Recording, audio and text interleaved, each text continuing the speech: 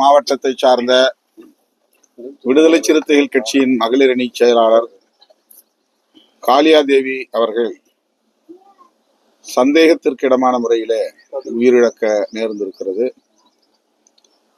விபத்து என்று வழக்கு பதிவு செய்யப்பட்டிருக்கிறது. ஆனால் அவருடைய பெற்றோர், உற்றார் உறவினர்கள் மற்றும் விடுதலை சிறுத்தைகள் கட்சியின் முன்னணி பொறுப்பாளர்கள் இந்த சாவில் சந்தேகம் இருக்கிறது என்பதை காவல்துறையின் கவனத்திற்கு எடுத்துச் சென்றுள்ளனர். அவர் இந்த பகுதியில், குறிப்பாக இந்த கொங்குபாளையம் கிராமத்தில் முதல் பட்டதாரியாக கல்வி பெற்றவர்.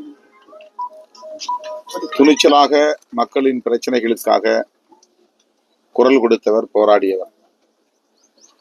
இந்த கிராமத்தில் உள்ள மாரியம்மன் திருக்கோவிலில்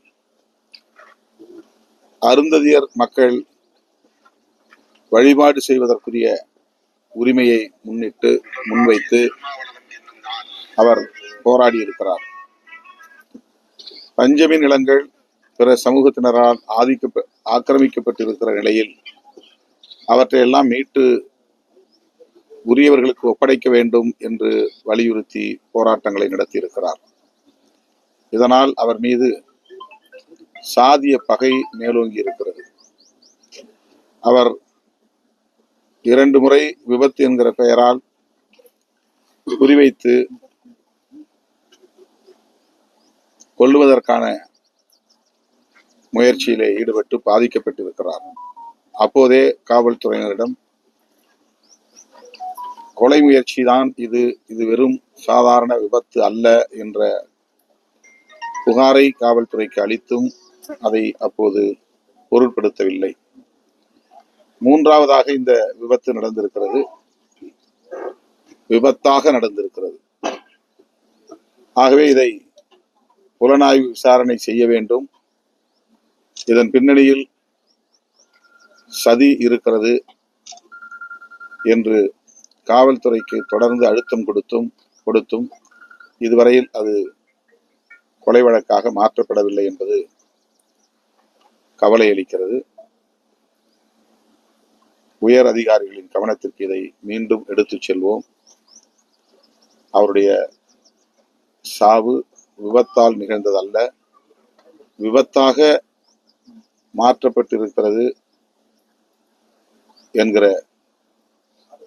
இந்த ஐயத்தை உயர் அதிகாரிகளின் கவனத்திற்கு எடுத்துச் சென்று உரிய நீதி கிடைக்க வலியுறுத்துவோம். சொல்லிட்டு இருக்கிறோம். அது இடையில தேர்தல் காலத்தில் நாங்கள் சொல்றதில்ல, இது எங்களுடைய நிலைப்பாடு. நான் அதிகாரத்தை ஜனநாயகப்படுத்தணும் அப்படிங்கிறது தான் எங்களுடைய முக்கியமான ஒரு நிலைப்பாடு. அதை நாங்கள் 99 அடியெடுத்து தேர்தல் அரசியல் அடியெடுத்து வச்சப்போ இந்த கோரிக்கையை நாங்கள் வச்சிருக்கிறோம், பேசியிருக்கிறோம். 2016 கூட்டணி ஆட்சி என்கிற அடிப்படையில் ஒரு கருத்தரங்கத்தை நாங்கள் நடத்தி கூட்டணி கட்சி தலைவர்களும் அழைத்து பேசியிருக்கிறோம். ஆகவே போதிய அளவுக்கு நான் இதற்குரிய விளக்கங்களை சொல்லியிருக்கிறேன். திரும்ப இந்த கேள்வி அவசியமில்லாதது என்று கருதுகிறேன்.